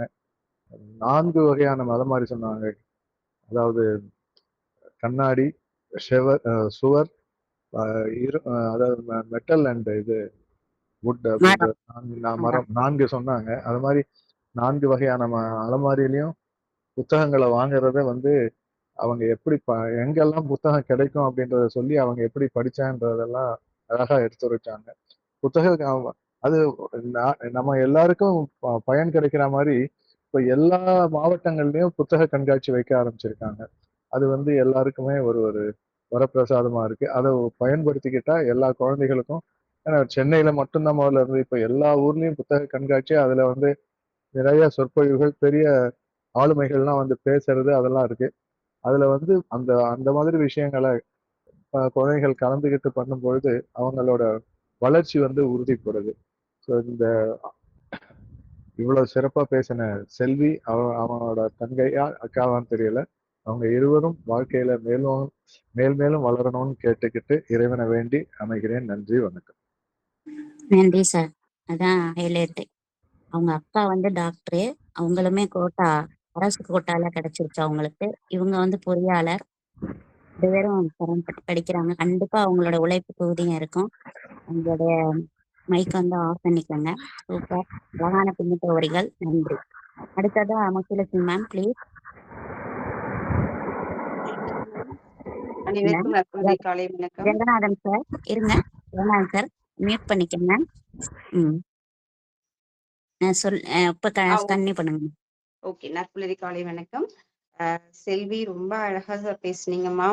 புத்தக அலமாரி பத்தி ரொம்ப அழகா முத்தான கருத்துக்கள் எடுத்து வச்சீங்க. நீங்க நீங்க வந்து அந்த இணைய டிஸ்கனெக்ட் அது ஆனா கூட அதெல்லாம் பொருட்படுத்தாம அந்த ஃப்ளோ வந்து ரொம்ப நல்லா வந்துச்சு. அப்ப எங்களுக்கு தான் நாங்க தான் மிஸ் பண்ணோம். ஆனா நீங்க பாட்டு நல்ல ஃப்ளோல அழகா பேசிட்டே இருந்தீங்க. நீங்க அந்த மாதிரி அது டிஸ்கனெக்ட் ஆகும் போதெல்லாம் எனக்கு தோணுச்சு, ஐயோ அவங்க ஏதோ சொல்றாங்களே நமக்கு கேட்க முடியலையே அது அப்படிங்கிற மாதிரி தோணுச்சு. அந்த அளவுக்கு ஒரு பாயிண்ட்டும் ரொம்ப இம்பார்ட்டன்ட் பாயிண்ட்ஸா நீங்க எடுத்து சொன்னீங்க. அப்புறமா அந்த டிஎன்பிஎஸ்சி எக்ஸாம்க்கு ப்ரிப்பேர் பண்றச்ச எவ்வளோ வந்து நீங்க நீங்க படிச்ச நூல்கள் அத்தனையும் உங்களுக்கு எவ்வளவு ஹெல்ப்ஃபுல்லா இருந்துச்சு. ஒரு பெரிய ரிவிஷன் பண்ற அளவுக்கு அந்த அளவுக்கு இன்ஃபர்மேஷன் எல்லாமே இருந்ததுங்கிற மாதிரி அந்த இதுவும் சொன்னீங்க. நிறைய பேருக்கு அந்த மாதிரி எக்ஸாம்ஸ் இருக்குங்கிறது கூட இப்பெல்லாம் தெரியாத அளவுக்கு சோசியல் மீடியால மூழ்கி போயிட்டாங்க. முன்னாடி இருந்த அளவுக்கு இப்ப அந்த அளவுக்கு பார்ட்டிசிபேட் பண்றாங்களான்னு கூட எனக்கு தெரியல. ஆனா நீங்க வந்து அதை நல்லா விடாமுயற்சியோட ப்ரிப்பேர் பண்ணிட்டு இருக்கீங்க அந்த எக்ஸாம்ஸ்க்கு. சூப்பர். அதுக்கப்புறமா ஒரு டீச்சர் மேல எவ்வளவு வந்து ஒரு அன்பும் கருணையும் உங்களுக்கு இருக்கு, மரியாதையும் அப்படிங்கிறத வந்து நீங்க அவ்வளவு அழகா எடுத்து சொன்னீங்க. டீச்சர்ஸ் எல்லாருமே எப்படி கிளாஸஸ் எடுப்பாங்க, இவங்க வித்தியாசமா எப்படி எடுப்பாங்க, அந்த வித்தியாசமா எடுக்கிறது வந்து உங்களுக்கு எப்படி மனசுல அந்த பாடத்தை பதிய வச்சது, நீங்களும் அவங்கள ஒரு ரோல் மாடலா எடுத்துட்டு நீங்களும் அவங்கள மாதிரி ஆகி இந்த சொசைட்டிக்கு வந்து உங்களுடைய இதை கான்ட்ரிபியூட் பண்ணணும் சர்வீஸ அப்படிங்கிறத வந்து எவ்வளவு அழகா உங்களுக்கு மனசுல அதை வந்து ஒரு பெரிய கனவா நீங்க அதை வச்சிருக்கீங்க அப்படிங்கறத இன்னைக்கு தெரியப்படுத்தினீங்க. ரொம்ப அழகா இருந்துச்சுமா. நீங்களும் உங்களுடைய சகோதரியும் நல்லா படிச்சு நல்ல மென்மேலும் நிறைய வெற்றியை பெறணும் அப்படின்னு சொல்லி இறைவனை பிரார்த்தித்து மனமாற வாழ்த்துக்கிறேன்மா. Thank you so much. Very good session. ரொம்ப உச்சரிப்பு எல்லாமே பிரமாதமா இருந்தது. வெரி நைஸ்மா. Thank you ma'am. Thank you ma'am. ரொம்ப அருமையாக அழகான பின்னூட்ட வரிகள் சொன்னீங்க. நிச்சயமா அந்த குழந்தை வந்து மென்மேலும் வளரும். அடுத்ததா திரிபுர சுந்தரி மேம், அதுக்கு அடுத்தலாம் ஆவணியா மேம். நற்புலரி அனைவருக்கும் இனிய காலை வணக்கம். செல்வி, ரொம்ப அற்புதமா பேசுனீங்க. உங்களோட பொறுமையை வந்து நல்லா அந்த பேச்சிலேயே நல்லா தெரிஞ்சுது. நல்லா நிதானமான குரல், ரொம்ப அற்புதம். புக்கை பத்தி நிறைய சொன்னீங்க. புக்கு ஸ்டாண்டு எந்தெந்த வகையில இருக்கு. ரொம்ப அற்புதம். நல்லா சொன்னீங்க. நித்யா மேம், உங்க குழந்தைகள தான் முன்னுக்கு கொண்டு வரணும் இல்லாம, நீங்க சொல்லிக் குடுக்குற குழந்தைகளையும் கொண்டு வந்து பேச வைக்கணுங்கிறது ரொம்ப அற்புதமான இது டீச்சரால ஒண்டிதான் முடியும். மிச்சம் யாராலும் அத செஞ்சு கொண்டு இருக்க முடியாது. நீங்க தான் அடுத்தடுத்த குழந்தைகள மேலும் மேலும் வளர்க்கறதுக்கு உதவி பண்ணலாம். நாங்க சொன்னோம்னாலும் அது அது உறுதியா இருக்காது. டீச்சர்ஸுக்கு தான் அந்த மன உறுதி இருக்கும். ரொம்ப அருமை. நீங்களே குழந்தைங்களுக்கு பாடம் சொல்லிக் குடுக்கக்குள்ள கீழயே உட்கார்ந்து எங்களுக்காக சொல்லிக் குடுப்பா. ரொம்ப அற்புதம். இப்ப ஏன்னா குழந்தைகளோட நம்ம ஒன்றி இருந்தா தான் அவங்களோட மனச புரிஞ்சுக்க முடியும். ரொம்ப அற்புதமான பேச்சு. ரொம்ப அருமை. நீங்களும் உங்கள் அன்பு குடும்பமும் வாழ்வாங்கு வாழ்க. மனதார வாழ்த்துகிறோம். என்றென்றும் நீடூழி வாழ என வாழ்த்துகிறோம். வாழ்க வளமுடன். நன்றிகள் அம்மா. Thank you ma'am. நன்றி, நன்றி. ஏன்னா நம்ம அவங்க லெவலுக்கு இறங்கி நடத்தணும் அப்படின்னு சொல்லுவாங்க. நான் அவங்க இடத்துக்கே இறங்கி நடத்துவேன். ஏன்னா விவேகானந்தர் சொன்ன வரிகளை அப்படியே கொண்டு போவேன். ரொம்ப அருமையான ஒரு பின்னூட்ட வரிகள். அடுத்ததா லாவண்யா மேம், ப்ளீஸ் மேம். அனைவருக்கும் இனிய காலை வணக்கம். ரொம்ப சிறப்பா இருந்தது செல்வி உங்களுடைய ஸ்பீச். உங்களுடைய முயற்சி, நீங்க வந்து பிஇ படிச்சுட்டு இருக்கேன்னு சொன்னீங்க, கூடவே டிஎன்பிசி எழுதினேன் அப்படின்னு சொன்னீங்க. ஸோ அதுவே எனக்கு ஒரு பெரிய ஆச்சரியமான விஷயமா இருந்தது. ஏன்னா நிறைய குழந்தைகள் அந்த முயற்சிகளை வந்து எடுக்கிறதுக்கு தயங்குறாங்க. இப்போ வந்து அதுக்கு ஒரு சூப்பரா நீங்க வந்து சொன்னீங்க. அதுக்கு எப்படியெல்லாம் அந்த புத்தகங்கள் ஹெல்ப் பண்ணுச்சு அப்படிங்கிறதெல்லாம் கனெக்ட் பண்ணி கொண்டு வந்தீங்க எல்லாமே உங்க லைஃப்ல நடந்த இன்சிடென்ட்ஸை வச்சு. ஸோ ரொம்ப சிறப்பு, நல்ல முயற்சி. உங்களோட ஆம்பிஷனும் சிறப்பா நிறைவேற என்னுடைய மனமார்ந்த வாழ்த்துக்கள். இவங்களை அறிமுகப்படுத்தின நித்யா தேவி மேம்க்கும் இந்த இடத்துல தேங்க்ஸ். ஏன்னா அந்த மாதிரியான டீச்சர்ஸ்னால தான் நிறைய ஸ்டூடெண்ட்ஸ் வந்து வெளியில தெரிய வராங்க, அவங்களோட டேலண்ட்ஸ் வந்து வெளியில கொண்டு போக முடியுது. ஸோ அதுக்கு வந்து நித்யா தேவி மேம்க்கு ஸ்பெஷல் தேங்க்ஸ். நெக்ஸ்ட் மந்த் நம்மளோட யாஸ் அகாடமியில நேசித்து வாசியில செல்விய பேசுறதுக்கு நான் இந்த இடத்துல அன்போடு அழைக்கிறேன், உங்க எல்லாரோட அனுமதியோட. ஸோ அந்த ஒரு இதை சொல்லிட்டு thank you so much. Thank you. Thank you thank you ma'am. Ma'am. நிச்சயமா அவங்க பேசுவாங்க. ரொம்ப அருமையா பேசுவாங்க. அடுத்து Sunitha ma'am, please ma'am. Madam அப்புறமா எனக்கு ஒரு வாய்ப்பு கொடுங்க, ஹேண்ட் ரைஸ் பண்ணியிருக்கேன். அப்படியா? சுனிதா மேம்க்கு அப்புறம் நீங்க பேசுங்க சார். Thank you ma'am. செல்வி அருமையான முயற்சி. ஒரு அமைதியான குரல், ஆனால் பயமில்லாத குரல். அதை நான் பார்த்தேன். நீ வந்து நல்ல அலமாரியை பற்றி அழகா டீட்டெயில்ஸ்லாம் கலெக்ட் பண்ணி பேசுனீங்க. வாழ்த்துக்கள். அதே மாதிரி உன்னோட லைஃப்ல நீ எடுத்து வைக்கிற ஒவ்வொரு ஸ்டெப்ஸும் வந்து சிறந்ததா இருக்கு அப்படின்றத நான் உணர்றேன். அதே மாதிரி நீ மேன்மேலும் வளரணும். எப்பயும் இந்த குரூப்ல வந்து கான்டாக்ட் வச்சுக்கோ. இந்த மாதிரி தளங்கள்ல வந்து உன்னோட திறமைகளை வந்து நீ வளர்த்துக்கோ. நானும் ஒரு ஆசிரியர் தான், அதனால தான் நான் இதை உனக்கு சொல்றேன். நம்மளோட நோக்கம் வந்து உன்னுடைய நோக்கம் வந்து சிறந்ததா இருக்கு. அதே மாதிரி இன்னும் மேன்மேலும் வந்து உன்னோட நோக்கத்தை பெரியதாக ஆக்கி கொண்டு நித்யாதேவி மிஸ் நானெல்லாம் இருக்கோம்.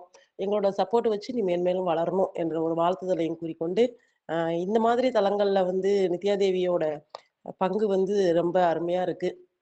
தான் குடும்பம் மட்டும் நல்லா இருக்கணும்னு தான் நிறைய பேர் நினைப்போம். அதுல மற்ற குழந்தைகளையும் வந்து ஈடுபடுத்தணுன்ற ஒரு எண்ணம் வந்து ஒரு சிறந்தது. அதுக்கும் ஒரு வாழ்த்துதலை தெரிவித்துக் கொண்டு வாய்ப்பிற்கு நன்றி கூறி விடைபெறுகிறேன். நன்றி. நன்றி மேம், நன்றி. உங்க வந்து ஒரு மேக்ஸ் மிஸ் உனக்கான உந்துதல் தருவாங்க கண்டிப்பா.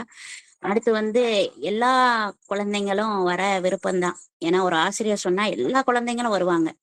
ஆனா அவங்களோட பெற்றோர்கள் அதுக்கு இசைவு தருவாங்களா அப்படின்றதான் எனக்கு இந்த நேரத்துல அவங்க பெற்றோர்களுடைய பாதங்கள் தொட்டு வணங்கணும்னு அப்படின்னு தோணும். ஏன்னு கேட்டா நம்ம சொல்றது சரிதான் அப்படின்னு ஏத்துக்கிட்டு நம்மளை நம்பி அந்த குழந்தைங்கள அவங்க அனுப்புவாங்க. அது ஒண்ணுதான் அவங்களுக்கு அவங்க செய்யறது. அதனால பேரண்ட்ஸ் வந்து எனக்கு சப்போர்ட் பண்ணனாலதான் அந்த குழந்தைங்க 5-6 குழந்தைங்க வந்தாங்க.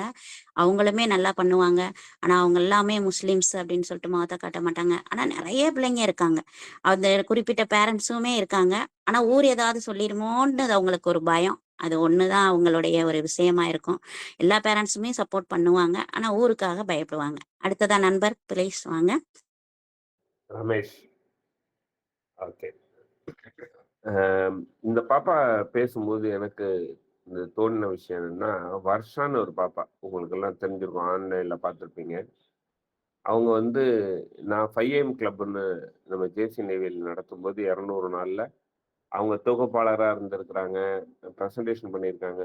அவங்க போய் பேசும்போது பின்னாடி ஃபுல்லா அந்த கோழி சத்தம், குருவி சத்தம், ஒரே அந்த கிராமத்துல அவ்வளோ டிஸ்டர்பன்ஸ் இருக்கும். ஃபுல்லா பேசிட்டே இருப்பாங்க. விடாம அவங்க பல தளத்துல இது பண்ணி, இன்னைக்கு வந்து டிஎன்பிஎஸ்சி கிராக் பண்ணி, மிகப்பெரிய அரசு பதவி வாங்கிட்டு போயிருக்கிறாங்க. என்ன சொல்ல வரேன்னா, இந்த ஒரு ஏழ்மை சூழல், அவங்க சாதாரண குடிசை வீடு தான். அந்த ஏழ்மை சூழல்லையும் விடாம அவங்க அறிவை பகிர்ந்துகிட்டே இருந்து, அதோட நமக்கு லைஃப்ல ஆம்பிஷன் அப்படிங்கிற விஷயத்த விடாம அதையும் கண்டினியூ பண்ணி, இன்னைக்கு மிகப்பெரிய ஒரு பெரிய அரசு அதிகாரியா உயர்ந்திருக்கிறாங்க அப்படின்னு நம்ம சொல்றோம். ஸோ அந்த மாதிரி செல்வி மாதிரி இருக்கிற பல மாணவிகள் வெறும் இன்ஜினியரிங் அதை மட்டும் முடிச்சுட்டு ஏதோ ஒரு ஜாப் வருது ஐடியில் போகிறோம் அப்படின்னு இல்லாமல் இன்னும் பல உங்களுக்கெல்லாம் பெரிய பெரிய கனவுகள் வச்சிருப்பீங்க. அந்த கனவுகளை நிறைவேற்றிக்கிற பொறுப்பு நம்ம கையில் தான் இருக்கே தவிர பேரண்ட்ஸ் கையிலையோ ஆசிரியர்கள் கையிலையோ கிடையாது. அவங்க வெறும் சப்போர்ட் தான் பண்ணுவாங்க. ஸோ நிறைய பேர் அவங்களுக்கு இந்த வார்த்தைகள் யூஸ்ஃபுல்லாக இருக்கும். செல்வி, உங்களுக்கும் மனசில் எடுத்துக்கிட்டு உங்கள் நண்பர்களுக்கும் இதை பகிருங்கள். நன்றி. Super super. அந்த வருஷம் மாதிரி இன்னும் நிறைய வரணும் என்ன மாதிரி அப்படின்றக்கான என்னையை தாண்டி வரணும், என்னை மிஞ்சின குழந்தையா இருக்கணும்னு தான் நானும் வாழ்த்துவேன். அடுத்ததா மஞ்சுளா மேம், அதுக்கப்புறம் தாமோதரன் ஐயா.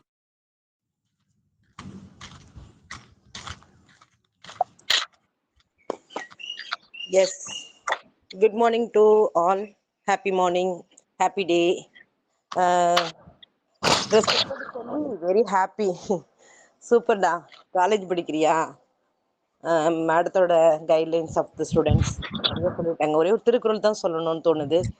செல்வத்துள் செல்வம் செவிச்செல்வம், அச்செல்வம் செல்வத்துள் எல்லாம் தலை அப்படிங்கிறது நீ படிச்சிருப்ப. கண்டிப்பா எல்லா செல்வங்களையும் தாண்டி நம்மளுடைய கேட்கிற திறன், அறிவு, நாலேஜ், அனுபவம் இதெல்லாம் தானே நம்ம வாழ்க்கையில மிக பெருசு. மற்ற செல்வங்கள்லாம் வந்து ஈஸியா அடைஞ்சிடலாம். ஏன்னா ஒருவனுடைய கல்வியை மட்டும் யாராலையும் அழிக்கவே முடியாதுன்றதெல்லாம் நம்ம தெரிஞ்ச விஷயம். எதை வேணாலும் ஈஸியா நம்ம எரேஸ் பண்ணிடலாம், யாரு பார்த்தாலும் எரேஸ் பண்ணலாம். ஆனா இப்ப சார்லாம் சொன்ன மாதிரி உன்னால மட்டும்தான் முடியும். உன் நாலேஜை நீ எந்த அளவுக்கு கொண்டு போக முடியும் அப்படின்றது, நீ கற்ற கல்வி, உன்னுடைய அனுபவம், உன்னுடைய அறிவு, நீ எவ்வளவு தூரம் செலவு பண்ணணும், எங்க வரைக்கும் போகணும் அப்படிங்கிறத நீ முடிவு பண்ணு. You are the owner, you are the creator, you are the knowledge person, so you are the responsibility for your own. So நீ கிரியேட் பண்ணு, நீ போ, நீ எவ்வளவு தூரம் ஜெயிக்கணுமோ. இந்த அதாவது இப்ப இருக்கிற இந்த ப்ரெசன்ட் சுச்சுவேஷன்ல நிறைய டிஸ்ட்ராக்ஷன் இருக்கு. ஆனா அந்த டிஸ்ட்ராக்ஷனுக்குள்ள நாம எப்படி நம்மளை வந்து டெவலப் பண்ணிக்கணும் அப்படிங்கறத as a இண்டிவிஜுவலா, as a Kerala, you must know for that. இதெல்லாம் யாரும் அப்படிதான் போயிட்டு இருக்கு. எல்லாரும் ஒரு மாதிரியே தான் இருந்துட்டு இருக்காங்க. ஆனா இவங்க மட்டும் நாம எப்படி இருக்கணும் அப்படிங்கிறத நீ தெரிஞ்சுக்கோ. குடும்ப சூழ்நிலை எல்லாம் ஒரு பெரிய விஷயம் கிடையாது. அது எப்ப வேணாலும் மாறும். கல்வி எல்லாத்தையும் மாத்திடும். ஒரு அக்கா பரிசு படிக்கிறா, டாக்டர் படிக்கிறா, நீ பொறியாளரா இருக்கிற, இன்ஜினியர் ஸ்டூடெண்ட். ஸோ இதெல்லாம் வந்து இதுதான் செல்வம், இதுதான் மிகப்பெரிய இது அழகு. சரியா? அதனால போய் இப்போ உனக்கு இந்த மாதிரி ஒரு பிளாட்ஃபார்ம்லாம் ஏற்படுத்தி கொடுத்துருக்காங்க பாரு உங்க மேடம். இதெல்லாம் வந்து சச் ஏ கிரேட். சிறுதுளி பெருவெள்ளம் அந்தது போல ஒரு 1/2 மணி நேரத்துக்கான ஒரு பிளாட்ஃபார்மை நீ ரீச் பண்ணியிருக்க. இன்னும் ஸ்டில் இப்போ மேடம் அதுங்கிட்டையும் டாக்டர் லவண்யா மேடம் ஒன்று வந்து இன்வைட் பண்ணிட்டாங்க. இப்படிதான் வந்து ஃபெமிலியர் ஆக போறீங்க. இன்னும் மேல மேல மேல மேல மேல சின்ன சின்ன பிளாட்ஃபார்ம் உங்களை வந்து மிகப்பெரிய பிளாட்ஃபார்முக்கு கொண்டு போக போகுது. அதுக்கு ஒண்ணு நீங்க ஓகே அப்படின்னு சொல்லக்கூடியது. அது சொல்லிட்டு நீங்க மட்டும் உங்களை ப்ரிப்பேர் பண்ணீங்கன்னா அது உங்களை இந்த உலகம் கொண்டுட்டு போயிட்டே இருக்கும், எங்க போய் சேரணுமோ அது. So such a great. இதுக்கு எல்லாமே வந்து ஒரு டிசிப்ளின், ஒபீடியன்ஸ் இதெல்லாம் இருந்தா நீங்க மட்டும் போக வேண்டிய இடத்துல போயிடலாம். ஸோ அது மாதிரி அழகான டீச்சரும் உங்க கூட இருக்காங்க. அவங்களுடைய கைட்லைன்ஸோட நீங்க போக வேண்டிய இடத்துல ஈஸியா போங்க. Congratulation. Thank you, thank you so much for every one. And ஒரு விஷயம் மட்டும், ஆயிஷா நடராஜன் அப்படின்னு மேடம், அந்த வார்த்தையை நான் அப்பதான் கேட்டேன். என்ன நடந்ததுன்னு தெரியல. இந்த தளத்துல நான் கொஞ்சம் 5:30 தான் உள்ள என்றாங்க. ஆயிஷா நடராஜன் ஒர்க் பண்ற இடத்துல தான் நானும் ஒர்க் பண்ணிட்டு இருக்கேன். அது அந்த பெருமைக்காக சொல்ல வரேன். நான் அவர் போல கிடையாது, நான் ஒரு சிறு துளி. ஆனா அவரெல்லாம் மிக தமிழ்நாட்டுல பெருமை பெற்ற ஒரு பர்சன். எத்தனை புக்கு, கிட்டத்தட்ட 160 புக்கு எழுதியிருக்காரு. அவர் ஒரு ஆதர், அவர் ஒரு நடிகர், எழுத்தாளர், நிறைய சொல்லிக்கிட்டே இருக்கலாம். அவர் தான் எங்கள் ஸ்கூலில் வந்து ஹெச்எம்மாக இருக்காரு, நான் ஒர்க் பண்ணுற ஸ்கூலில். ஸோ அவரை பற்றி நீங்கள் பேசுனீங்கன்றதுக்காக நான் அதை பற்றி கொஞ்சம் கொடிட்டு காட்டுறேன், அவ்வளோதான். ஆயிஷா நடராஜன் இருக்கிற அந்த சிஸ்டர் கன்சர்னில் தான் I am also working. That's all. Thank you so much. Thank you so much for every one. Super super. ரொம்ப அருமை. பாலா சார் கொஞ்சம் மைக் ஆஃப் பண்ணிக்கங்க. நான் கூப்பிடுறேன். தாமோதரன் சாருக்கு அப்புறம் பாலா சார் பேசலாம். அதாவது நம்ம ஆயிஷா நடராஜன் மைக் ஆஃப் பண்ணிக்கங்க. ஆயிஷா நடராஜன் அந்த புத்தகத்தை அவங்க நிஜமாவே அவங்க அந்த ஆயிஷாவாவே இருந்து பேசினாங்கன்னா பாத்துக்கோங்களேன். அது நீங்க கேட்டிருந்தீங்கன்னா அப்படியே கட்டி பிடிச்சு முத்தம் கொடுப்பீங்க. அவ்வளோ இது. அதுவும் நீ செல்வி கிட்ட இருக்கிற ஒரு பிளஸ் என்னன்னா ரொம்ப அமைதியா பேசும். குதிக்காது, என்னை மாதிரி ஓடாது, உருளாது.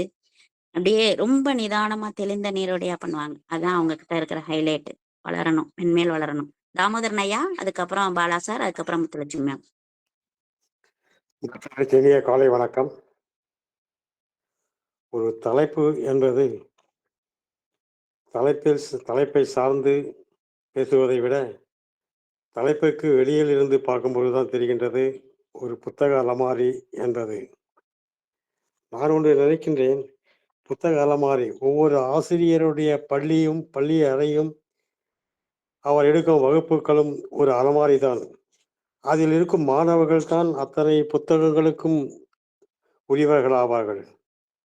இன்று இந்த செஷனை எடுக்கும் ஆசிரியர் தன்னுடைய மாணவர்களை புத்தகமாக உருவாக்கி தன்னுடைய இந்த நட்புணரியில் ஒவ்வொரு மாணவராக அவரை அறிமுகப்படுத்தி அவருடைய கருத்துக்களை அவர்கள் வாயிலாக நாம் கேட்டு இன்புறும் ஒரு நிலையை இந்த நட்புணரியில் புத்தக அலமாரி உருவாக்கி இருக்கின்றது என்றால் மிக சிறப்பு. மாணவர்களை பற்றி மஞ்சுளா மேடம் அவர்களை கூட சிறப்பாக கூறினார்கள். மாணவர்கள் அவர்களுடைய எண்ணங்கள், அவர்கள் என்ன செய்ய வேண்டும் என்று அவர்கள் தான் யோசனை செய்ய வேண்டும், தீர்மானிக்க வேண்டும். அந்த பொழுதில் நாம் எந்த சப்ஜெக்டை எடுக்கின்றோமோ அதிலேயே நாம் நின்றுவிடக்கூடாது, மேலும் மேலும் உயர வேண்டும் என்ற கருத்தை மஞ்சுளா மேடம் கூறியிருக்கின்றார்கள். அதை போல ஒவ்வொரு ஆசிரியரும் ஒவ்வொரு வகுப்பறையை ஒரு புத்தக அலமாரியாக ஆக்கி அதில் இருக்கும் மாணவர்களை இன்ற நட்புணரியில் அவர்கள் மூலியமாக அவர்கள் கருத்துக்களை தாம் தெரிந்து கொண்டால் இன்னும் சிறப்பாக இருக்கும் என்று என்னுடைய பதிவு செய்துகின்றேன். நன்றி, வணக்கம் madam.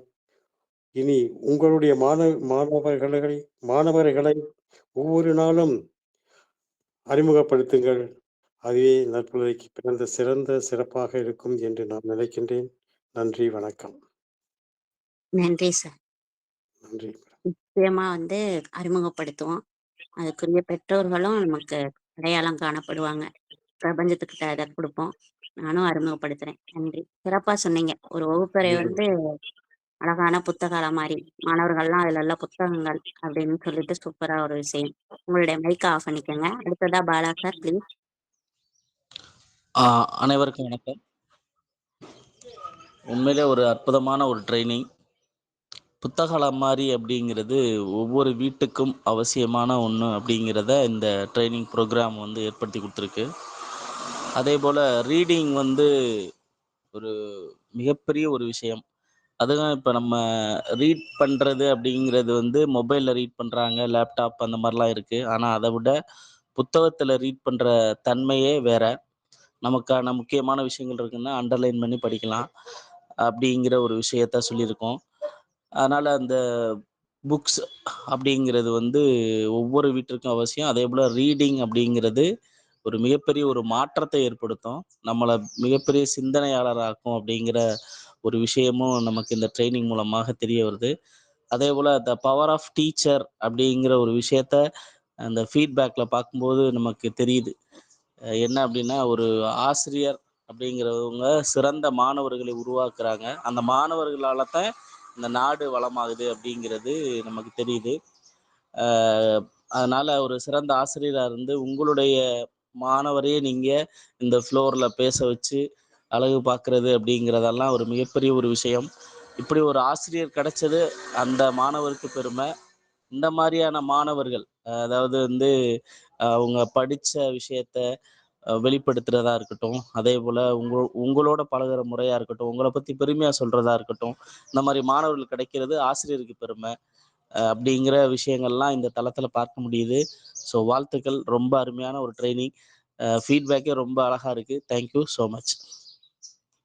Thank you sir, thank you so much. Super. இதுல நான் மட்டும் செல்விய கூட்டிட்டு வரல.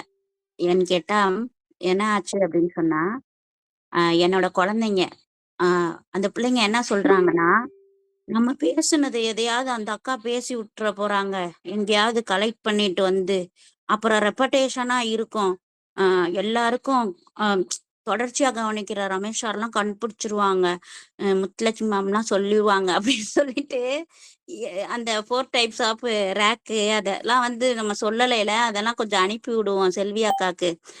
அதாவது எப்படி நான் வந்து ஒரு பிள்ளைங்கள பொண்ணு பிள்ளைங்க அப்படின்னு சொல்றேனோ, அது மாதிரி இதுகளும் அண்ணே அக்கா அப்படின்னு சொல்லிட்டு அந்த வேவ்லயே பண்ணாங்க.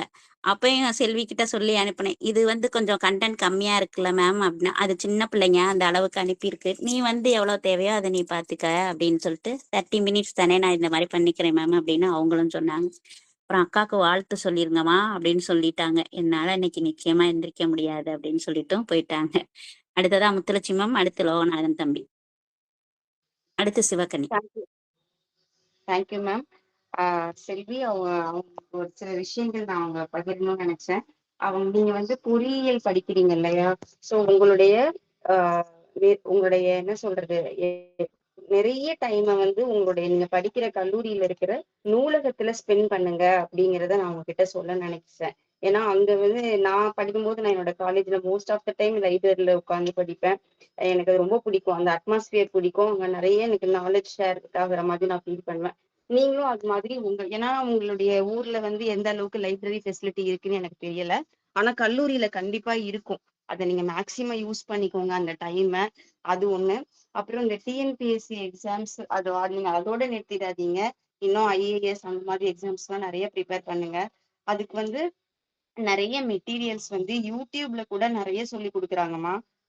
நீங்க யூடியூப்ல டைம் இருக்கும் போதெல்லாம் நீங்க பாத்தீங்கன்னா இந்த மாதிரி ஐஏஎஸ் டிஎன்பிஎஸ்சி அப்படி போட்டு சர்ச் பண்ணீங்கன்னா ஒரு டாபிக்கை பத்தியும் விலாவரியா அவ்வளோ அழகா எக்ஸ்பிளைன் பண்றாங்க. நான் நிறைய பார்த்திருக்கேன். நான் வேணா உங்களுக்கு இவங்க நித்யா மேம்க்கு ஷேர் பண்றேன் அந்த மாதிரி சேனல்ஸ்லாம். அதெல்லாம் பார்த்து நீங்க நிறைய இன்னும் ப்ரிப்பேர் பண்ணுங்க. அப்புறம் முடிஞ்சா வந்து குரூப் ஸ்டடின்னு சொல்லுவோம்ல, அந்த மாதிரி உங்களுடைய நண்பர்களோட சேர்ந்து ப்ரிப்பேர் பண்ணீங்கன்னா உங்களுக்கு வந்து மறக்காம இருக்கும். இந்த குவிஸ் மாதிரி நாங்களாம் அப்படிதான் பண்ணுவோம். குவிஸ் மாதிரி வச்சுட்டு நிறைய ரிவைஸ் பண்ணுவோம். அந்த மாதிரி இப்போ ஒரு ஆளுக்கு வேற வேற புக்ஸ் வாங்கிப்போம். இப்ப நான் ஒரு கம்பெனி புக் வாங்கினேன்னா இன்னொரு ஃப்ரெண்டு இன்னொரு வாங்குவாங்க. அப்படி 5 பேர் 6 பேர் சேர்ந்து புக்ஸ் வாங்கிட்டு ஒன்னா உட்காந்து ஷேர் பண்ணி படிப்போம். ஒருத்தர் புக்கை இன்னொருத்தவங்களுக்கு கொடுத்தா அந்த மாதிரி. அப்புறம் அது குரூப் டிஸ்கஷனா இருக்கும்போது குவிஸ் மாதிரி வச்சுட்டு பண்ணும்போது நிறைய வந்து அந்த நம்ம மெமரியில இருக்கும். அப்படியே டக் டக் டக் டக் டக்குன்னு நெக்ஸ்ட் செகண்ட் ஆன்சர் வர அளவுக்கு ப்ரிப்பேர் பண்ண முடியும். ஸோ இதெல்லாம் நான் உங்களுக்கு ஷேர் பண்ணணும் அப்படின்னு நினைச்சேன். இன்னும் உங்களுக்கு வேற நிறைய லிங்க் எல்லாம் இருக்குது ஃப்ரீயா, நம்ம மெட்டீரியல்ஸ் நம்ம ஆன்லைன்லயே படிக்கிற மாதிரிலாம் நான் உங்களுக்கு நித்யா மேம்க்கு ஷேர் பண்றேன். நீங்க அவங்க கிட்ட இருந்து வாங்கி நல்லா ப்ரிப்பேர் பண்ணி ஒரு சீக்கிரமா ஒரு நல்ல ஐஏஎஸ் ஆபீசரை விட இன்னும் அதை விடையும் பெரிய பெரிய லெவலுக்கு வரணும்னு ஆசைப்படுறேன். நீங்க தான் வந்து இந்தியாவுடைய என்ன சொல்றது தூண்கள், சிற்பிகள், நவீன இந்தியாவின் சிற்பிகள்னு சொல்ற அளவுக்கு நம்ம நாடை பெருமைப்படுத்தணும் அப்படின்னு நினைக்கிறேன்மா. Thank you so much. Thank you ma'am, okay thank you ma'am, so thank much. நான் அனுப்பி வைக்கிறேன், நீங்க அனுப்பி விடுங்க. லோகநாதன் தம்பி வாங்க. அனைவருக்கும் இனிய நற்புணர்வு காலை வணக்கம். இந்த கிட்டத்தட்ட 18 நாள்ல நான் இன்னைக்கு கொஞ்சம் தூங்கிட்டேன். ஏன்னா நேற்றெல்லாம் எனக்கு 10 மணி வரையும் மேத்ஸ் கிளாஸ் அட்டன் பண்ணேன். அதுக்கப்புறம் எனக்கு என்ன தூக்கம் வரல. பகலில் கொஞ்சம் நல்லா தூங்கிடுறேன். இந்த உடல்நிலை சரியில்லாததுனால ரூம் உள்ளே இருக்கிறதுனால நேற்று இன்னும் அசதியான தூக்கம். ஏன்னா எங்கள் ஊரில் கிளைமேட் மாறி போச்சு. அதனால் சளி பிடிக்கூடாது அப்படின்ட்டு ரொம்ப கண்டிஷனாக இருக்கேன். ஏன்னா இப்போ உடல்நிலை இருக்கிறதுக்கு சளி பிடிக்காது இருக்கணும், காய்ச்சல் வராது இருக்கணுன்றதுக்காக ரொம்ப கண்டிஷனாக இருக்கேன். நல்லா நேற்று பகலெல்லாம் கொஞ்சம் அசதியாக தூங்கிட்டே இருந்தேன். உடம்பு ஒரு மாதிரியாக இருந்தது. ஆனால் நல்லா இருக்கு உடம்பு. அடுத்து நித்யாதேவி மேடம் வந்து உங்களுக்கு மட்டும் அவசியம் இல்லை. எங்கள் நற்புறவில் அவங்க ஒரு பெரிய ஒரு தாக்கத்தை கொடுத்துட்ருக்காங்க. இப்போ இந்த 3 நாளாக அவங்க குடும்பம் தான் ஆக்குபை பண்ணியிருக்கு நற்புறவையே. எனக்கும் குரு தான். எனக்கு இப்போ மேத்ஸு கிளாஸு, எனக்கு மேத்ஸுனாவே எனக்கு எதுவுமே தெரியாது. கணக்குன்னா ஆனால் மார்க்கெல்லாம் எடுப்பேன். சும்மா ஏதோ ஒரு மக்கப் பண்ணியோ அந்த கணக்கை போட்டு 86, 90 இதுதான் இந்த ரேஞ்சில் தான் மார்க் எடுப்பேன். அப்போ ஸ்கூல் டேஸில் 55 வருஷமாக ஆச்சு நான் படித்து. ஸ்கூல் டேஸில் வந்து 55 வருஷத்துக்கு மேலே ஆச்சு. ஸ்கூல் டேஸில் தான் கணக்கு போட்டேன். அதோட விட்டாச்சு. இப்போ இருக்கிற கணக்கெல்லாம் மாடர்ன் கணக்குங்க. ரொம்ப கிளாஸை நான் வேணுன்ட்டே நானாக வாலண்டியாக 1 ஹவர் உட்காந்து கவனிக்கிறேன். எனக்கு எதுவும் புரியலனாலும் ஒரு 3 பக்கம் நோட்ஸ் எடுக்கிறேன். ரொம்ப ஏன்னா கணக்கு ஒரு பாடம் இல்ல, அது ஒரு கலை. அந்த கலையை கற்றுக்கணும் அப்படின்ற ஒரு ஆர்வம். அது பாடமே இல்லை கணக்கு. வாழ்க்கையில் அது ஒரு பாடமே இல்லை. அது ஒரு பாடத்தில் கணக்கையே வைக்கக்கூடாது கணக்கை. அதுவும் மேத்ஸ் ஸ்டூடெண்ட்டு அவங்களுடைய சிஷியை நீங்கள் இன்ஜினியரிங் படிச்சுட்டு கவர்மெண்ட் ஜாபில் இருக்கீங்கன்ட்டு இப்போ ஒரு 11 பேர் 10 பேர் தான் ஃபீட்பேக் கொடுத்தாங்க. நம்ம ரமேஷ் சாரு, முத்துலட்சுமி மேடம் மீண்டும் உங்களுக்கு ஃபீட்பேக் கொடுக்குறாங்க. இந்த நாட்களில் முக்கியமாக வந்து ஃபீட்பேக்கு, கிளாஸோட ஃபீட்பேக் ரொம்ப நல்லாயிருக்கும். அனைவருக்கும் வாழ்த்துக்கள். நன்றி நன்றி நன்றி. நேரத்தெல்லாம் இந்த 10 மணிக்கு மேலே ஒரு 6 முருகன் பாட்டை பாடிக்கிட்டு இருந்தேன் நான் உட்காந்துக்கிட்டு. அதனால் லேட் ஆகிடுச்சு. இன்றைக்கி எழவே முடியல. 6 மணிக்கு நித்யாதேவி பேசும்போது தான் எழுந்து கிளாஸ் உட்காந்து அட்டன் பண்ணேன். ரொம்ப நன்றி. அனைவருக்கும் நன்றி நன்றி நன்றி. நித்யாதேவிக்கு கோடான கோடி நன்றி. அவங்க சிஷிக்கு நன்றி. வாழ்த்துக்கள். மேலும் மேலும் நீங்கள் வளரணும். வாழ்த்துக்கள். நன்றி மேடம். நன்றி நன்றி. அப்பா சொன்னாங்க பாத்தீங்களா, நானு என்னடா யாரா ஃபர்ஸ்ட் வந்து உட்காந்துருக்கா இணையத்துலன்னு பார்ப்பேன். 8:58க்கு போனா லவ்நாதன் அப்பா தான் உட்காந்துருப்பாங்க. நிஜமா இந்த 4 நாளும் அப்படியே ரெகுலர் அப்படின்னு சொல்லணும். அப்படி நீட்டா வந்து அந்த பேப்பரை எடுத்து உட்காந்து எழுதுறது, கை தூக்குறது, ஆன்சர் பண்ண மாட்டாங்க. ஆனா அப்படி உன்னிப்பா கவனிச்சுட்டு இருப்பாங்க. அது எனக்கு ரொம்ப சந்தோஷமா இருந்துச்சு. உடம்புக்குலாம் ஒண்ணுமே இல்லை. ஏன்னா என் பாப்பா சொல்லுச்சு, நீ அந்த தாத்தாவை தூங்க வைக்க போற காலையில அப்படின்னு. அது இன்னைக்கு நடந்துருச்சு. ஐயோ எனக்கு வேற அது இருக்க முடியாது கிடக்கு.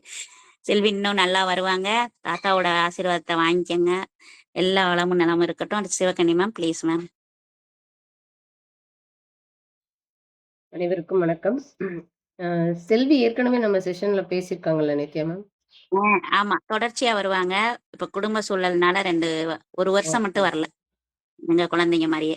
ஓகே, ரொம்ப எக்ஸலண்ட் செஷன். அழகா கொண்டு போனீங்க. வாய்ஸ்ல ஒரு கிளாரிட்டி இருந்தது, தெளிவான ஒரு ஸ்பீச்சு. நெட்வொர்க் பிரச்சனை ஒன்று தான், மற்றபடி ரொம்ப சிறப்பாக இருந்தது ஒவ்வொரு கருத்துக்களுமே. ஏன்னா ஒவ்வொரு நாளும் புதுசாக தான் தகவல்களை தெரிஞ்சுக்கிறோம். அதுக்கு வாழ்த்துக்கள். அதுக்கப்புறம் செல்வியோட எண்ணம் ஈடேற மனமார்ந்த வாழ்த்துக்கள். நல்ல ஒரு சாதனை பெண்மணியாக வளரணும் அப்படிங்கிறத இந்த இடத்துல பதிவு பண்ணிக்கிறேன். நன்றி. தேங்க்யூ. வேற எவரேனும் கருத்து தெரிவிக்க விரும்புறீங்களா? இல்லைன்னா சாட் பாக்ஸ்குள்ள போய்க்கலாம். எல்லா வல்ல இறைவன் எல்லா வளமும் நலமும் எல்லாருக்கும் தரட்டும். இன்னைக்கு வந்து புத்தகம் அலமாரிய அழகா சிறப்பிச்ச செல்விக்கு மனமார்ந்த நன்றிகளையும் வாழ்த்துதலையும் பாராட்டுகளையும் தெரிவிச்சுக்கிறோம். அது போக இன்னைக்குதான் பள்ளி வந்து விடுமுறை நாட்கள், கோடை கொண்டாட்டத்தெல்லாம் முடிவடைஞ்சு பள்ளி வந்து மீண்டும் திறப்பு அப்படின்னு சொல்லிட்டு போங்க, உங்களுக்கு இருக்கு, எல்லாம் காத்திருக்கு. எல்லாம் புது மாணவர்கள், புது ஆசிரியர்கள், சந்தோஷமான சூழல்கள் இன்னைக்கு ஆரம்பிக்குது. அந்த ஆசிரியர்களுக்கும் மாணவர்களுக்கும் அந்த தலைமை ஆசிரியர்களுக்கும் அலுவலக அதிகாரிகளுக்கும் வாழ்த்துதலை தெரிவிச்சுட்டு, மேஜர் நாராயண் சார் செல்வி கேட்ட கேள்விக்கு மோட்டிவேஷனல் புக் எனக்கு ரொம்ப பிடிக்கும் அப்படின்னு சொல்லியிருக்காங்க.